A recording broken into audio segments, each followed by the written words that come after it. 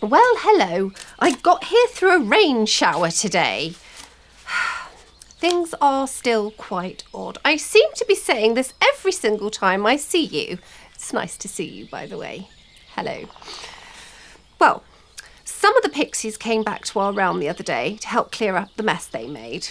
But it had already been cleared up, but bless them for coming anyway. So they're back in my good books anyway, although they have invited everybody for a big party in their realm, which I'm not so keen on.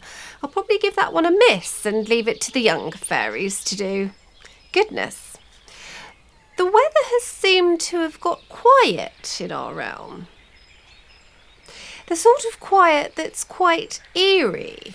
I don't know how it's been with you, but I know that it's very changeable where you are. Not right. Something's afoot. None of us can quite put our fairy finger on it.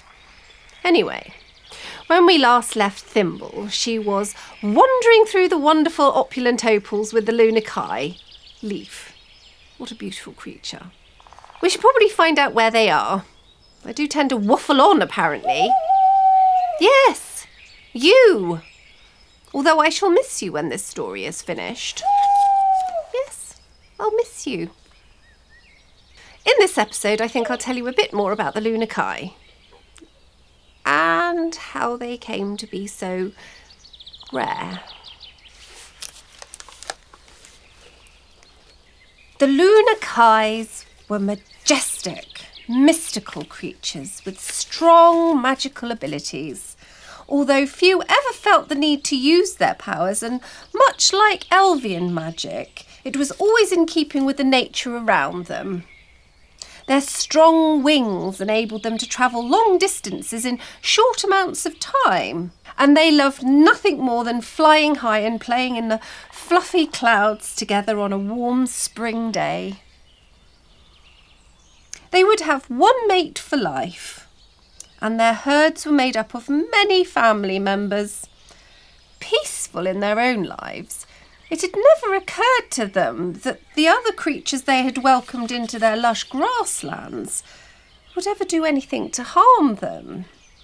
And so when the trolls had settled in the flatlands, the Lunakai had been as welcoming and warm as ever. But trolls by their very nature are suspicious, always thinking of the worst outcome in any situation, and so were not trusting of even the friendliest of creatures, not even the well-meaning Lunakai. At first they paid little attention to the beautiful white horses that roamed their lands. It was only until the 4th moon in Pluto that things started to change, which, incidentally, we happen to be in now. Pluto entered our orbit about a month ago, in your timekeeping, about 4 moons ago for us. But Pluto does bring with it quite a lot of changes. That particular moon cycle had brought great weather changes to most of the lands, blowing the snow from the flat mountains down into the flatlands and over its thick forests. Snow swept through this normally warm terrain and ice hung from the forest trees. Sounds a bit familiar, doesn't it? Yes, it does. Goodness. Doran, who was a young troll leader at that time, ordered that all the trolls double the amount of wood they collected so as to keep the fires burning day and night. If there's one thing that trolls don't like, it's being cold. And if there is one other thing that trolls hate even more than that, it's being hungry. And as their workloads increased and the food started to run out, their tempers rose. Dear. For months, the cold weather persisted. The trolls grew increasingly unsettled and fighting broke out amongst them. Some talked of finding a new leader, while others looked to stealing from the occupants of other realms. Goodness me. The Elvian realm had half its wheat and corn supplies stolen, meaning they only had enough for half the winter. The forest dwellers of the forest realm, later becoming the blackened forest as you and I knew in the previous chapter, lost their nuts and berry hoards, which were supposed to last them until next spring. Slowly, the trolls took more and more of what did not belong to them. And slowly, it had a knock-on effect to all the realms across the kingdom. That was until the Elvian ruler, Roanna I, could watch no more in silence and headed to the flatlands with her warriors to confront Doran and his troll tribe. Roanna marched her army for 3 days to reach the flatland trolls, and did not have a warm greeting from Doran and his men as they arrived uninvited into the trolls' terrain. At first, Doran's men threatened to attack and eat the elves, but soon realised that they were very much outnumbered by Roanna's warrior knaves, and it would probably be a safer option for them to see what the elves wanted first before filling their stewing pots with Elvian stew. Goodness me! They listened to what the brave Elvian warrior queen had to say, snorting through their big wet troll noses, while Roanna remained composed and direct as she addressed the troll crowd. Fellow beings of the Flatland realm, we come with only peace in our hearts. These are trying times for us all, and we should show a joint interest in all realms to help through these hard times. Together, said Roanna forcefully. The trolls stared and snorted, and some looked confused as if they had not understood a single word of what the tiny Elvian queen had just said. Roanna took a deep breath. I suggest that we share all our food supplies between each and every realm which is struggling at this time, especially the realms most affected by the cold. We must ration what we have and ride this moon cycle out together, she said, and waited to see what Doran had to say. At first there was just snorts and laughter from the trolls, who towered over the elves, who stood motionless in their brightly coloured armour. Then Doran threw his sword to the ground to answer Roanna's suggestion, and the trolls fell silent. He agreed that he would share any food he had, but also pointed out that he actually had so little that there was not enough for him to feed his own tribe, let alone share it out amongst other realms. But Roanna was adamant that all the realms in trouble share what they had, and if it meant that the trolls got more than they were able to give, then so be it.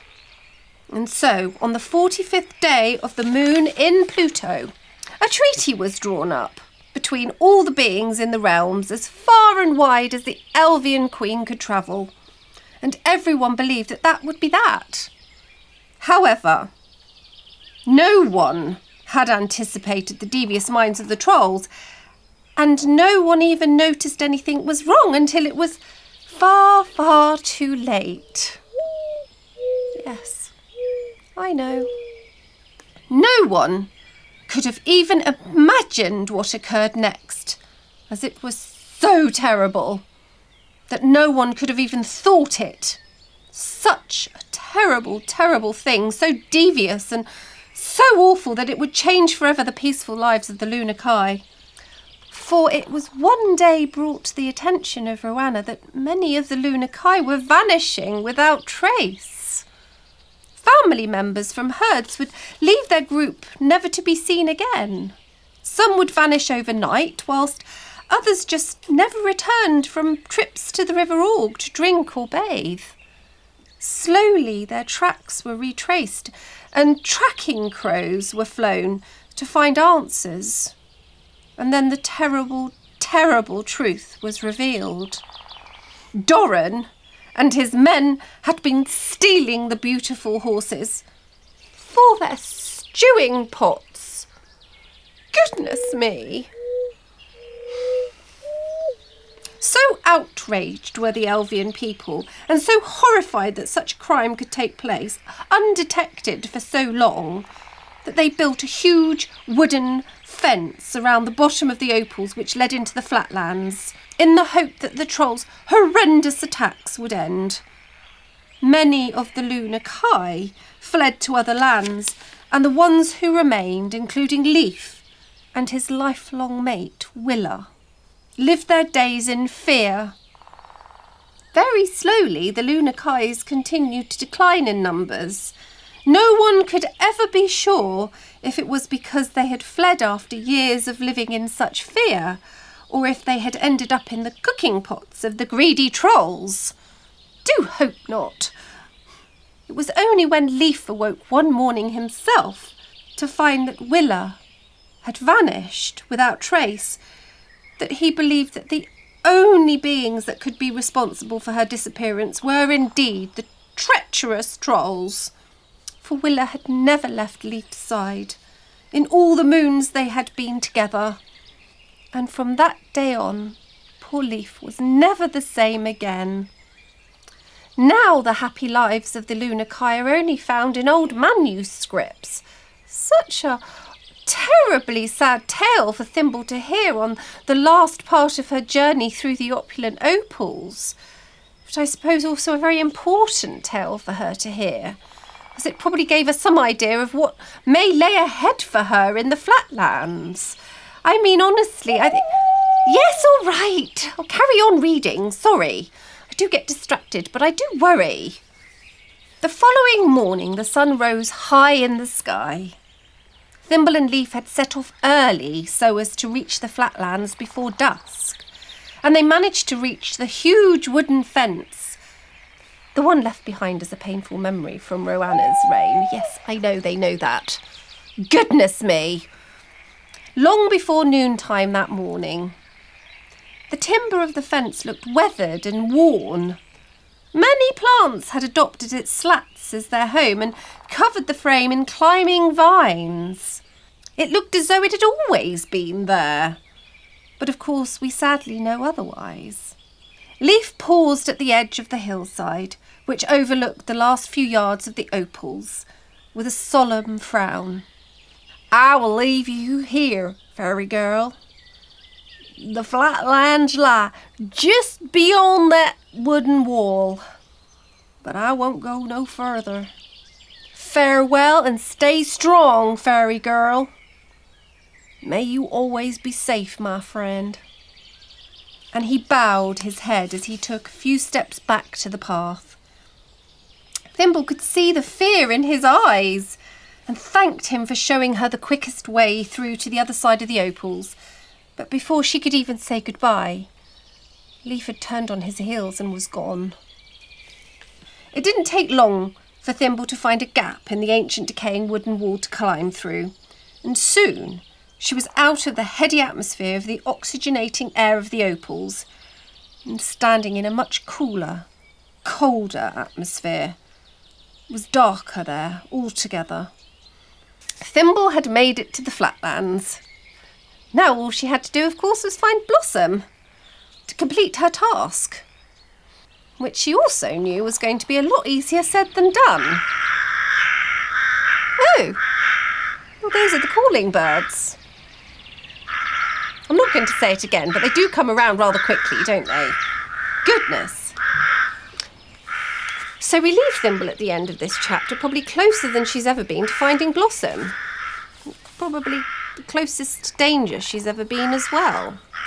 Goodness me, I don't like the idea of her being in the flatlands with those trolls. They are very vicious by the sounds of it. But I also have faith. I have faith in Thimble and her bravery and hope. Hope is always such an important thing. It's a wonderful... Yes, all right, I'm coming. Goodness me. Anybody would have thought... Okay. Better go. I shall hopefully see you next time. And take care. And remember, don't stop believing, especially in you.